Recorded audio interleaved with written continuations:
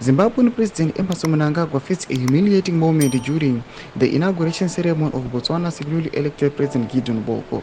Sanamina mashoko anobuda nyoko panapa akaonekwa kuti aiwa mutungamiri wenyika yeZimbabwe aiwa anofesa kubhuyiwa nevanhu vachimuti bhuu apo zita rake rakanga rashedzewa pathe inauguration sezvaitawo vamwe vanhu vachipururudziwa kuti wasubscribe like turn the bell icon. Tichipinda panapa toona kuti vakomana muZimbabwe vanobuda kutaura mashoko achiti Mnangagwa's name was announced to the crowd at the newly built national stadium.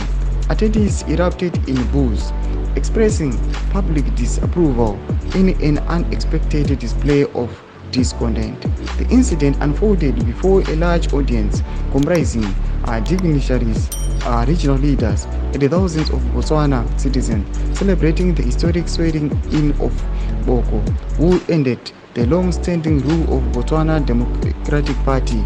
The crowd's reaction seemed to underscore growing regional frustrations with Mnangagwa's leadership and his administration's policies. Tomashwa tinobuda kuti ari very shocking. Atikaona kuti aiwaswa mukuziva kuti vanhu vaive invited kana kuti maguest aripo vanoshedzwa mazita avo vanhu vachivakorokotedza vachifara. Tinoona kuti kune vanhu vakanyanyo kudhra attention yevanhu vakaita sana Julius Malema nana Alberuso Nchamisa, ma-opposition leaders.